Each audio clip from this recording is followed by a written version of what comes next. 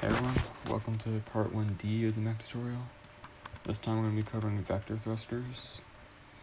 To begin with, we're going to make some room in the torso for our thrusters. They're going to go there eventually once we get to adding them. And we're going to use them basically for our movement, like they'll, give us a boost going forwards, backwards, and side to side. So you'll see here vector thrusters have 3 axes. You can check their orientation by pressing Ctrl D. It'll show you these little, green, blue, and red bars. This basically dictates, which axis goes where, kind of. It's like how we define the way it's facing. When we give it its, logic input, that kind of, that matters, that it's physically facing the right way. So we have it like this, with the blue line facing forward, green goes up, red goes sideways. I'm going to make it an adequate size and color it like orange, I think. Orange. Like orange on that. And then, once we have the vector thruster, we're going to, give it some logic and put it into our torso. So, for the vector thrusters, we're going to start with a gravity sensor. I don't know if we'll get to this in this part or not, but that's for hovering with it. That's, vector thrusters can also go upwards, and I'll cover that at some point. I don't know if we'll do it in this part though. So additionally, we'll need a few constant numbers and a number 2 vector. This is what goes into our vector thruster, the blue part of it, vector inputs.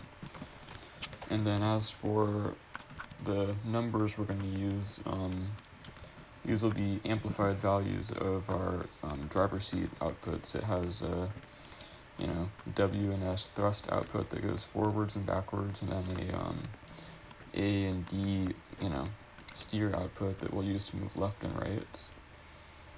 We just have to be careful that we, correspond the seat outputs with the right axis on the vector thruster. Otherwise, our mech is going to be moving the wrong way. So once you have this setup completed, you can, get ready to test. We'll also probably need a bit more vector thrusters, but that's the, logic we'll be going with for now. Move this up and make some room in the torso for them. Kind of like with the aim parts, we're going to need a lot of vector thrusters to, power a big mech like this. Even on something at a smaller scale, having, a lot of parts, like, vector thrusters, aim parts, having a lot of things that power your mech helps them work better, pretty much. So, we're going to be, copying several of these and using them when the time comes. Oh, and also make sure that our vector thrusters are, I believe it defaults to this, but make sure global axis is turned off. We do not want that to be the case. That will basically tie the vector thruster's axis to the map, and it won't change based on where our mech's turning. So if we press W, it would always move us in the same direction, and that sounds good at first, but we'd be going off the map. So I'm testing this here, and so the side to side works, but our forwards and backwards is inverted, so that's okay. That, it's easy to get things inverted. To fix that, we need a negative input. We're going to use that on the driver seats, throttle outputs. That's what gives us our W and S movement. So if we make that negative and then feed it back to the number to vector, it'll reversed it for us, and we should have all of our, movement going the right way. Also, I set the thrusters to apply at center of mass. I'm gonna be real honest here, I have no clue what that actually, I don't know if that counts as, the center of mass for the entire, thing it's attached to, or just the individual vector thruster, but I've done it on most of mine, and it, seems to be helpful, so if you want to do that, go ahead. If anyone in the comments knows what that actually does, then feel free to tell me, and the rest of us. So, okay, I'm testing it here, and it's moving fairly, it's moving in the right direction. It's easy to fall over sometimes. That's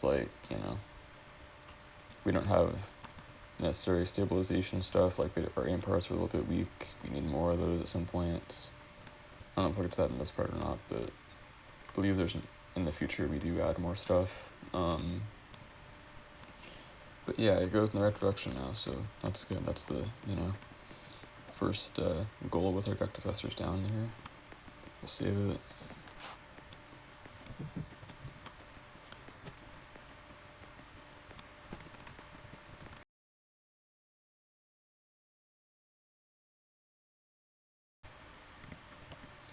Now, another thing we're going to need is a flight part. It was, if you'll notice, when we were testing, kind of difficult to slow ourselves down while we were moving with our, vector thrusters. It's easy to go too fast with them and just, lose control of your mech, or say you're in a fight and you charge at someone and then they just whip out a sword on you and you're like, oh crap, I have to stop. If you only have vector thrusters, it's difficult to do that. Flight parts are good for, stopping us. They help us move, quicker, more accurately. And they're also good for keeping us, stopped without, in part 1, we mentioned that, part 1A, we mentioned that anchors, we can't use anchors as brakes because they, they conserve momentum, so all your arms and stuff will fall off. With flight parts, we can use them to slow ourselves down, and it's brakes on a car compared to shifting into park. These will be our brakes. They help us slow down and get stopped before we, park our mech, for lack of a better analogy. So for the flight parts, we're going to give them a keybind, make that whatever you'd like. Also, flight parts have a desired force and speed inputs.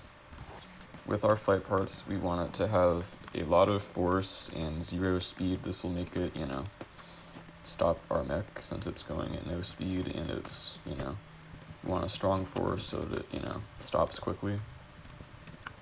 So we're using a large constant integer for our force, and then our speed is going to be 0. The keybind just activates, it activates that so that it goes from, having no brake inputs that we can move freely, and then once we activate the keybind, it'll, turn on, the force will, come into effect and will slow down. Just like with the aim parts and vector thrusters, we're gonna likely need a large quantity of flight parts, so there's a little room on the top of the torso for those. They're gonna be, dazzling, lime green, beautiful. Now, once we activate our mech, I'm gonna, run around and see if our flight parts stop us effectively.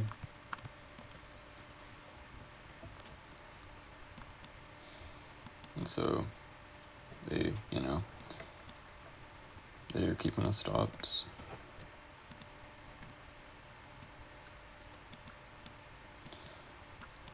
Okay,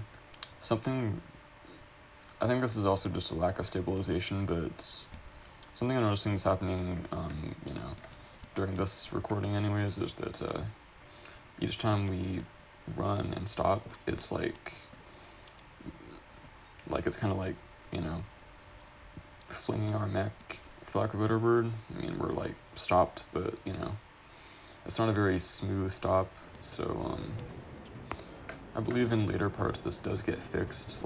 We add more aim parts and things. There's another part where we'll get to changing the quantity of these items, and it'll, you know, it will work smoother then. I'm just gonna try to keep this, like, you know, bite-sized in chunks, so we're gonna stop here. Thanks for watching. Hope you enjoyed. Hope this helps. See ya next time. Adios, fellows.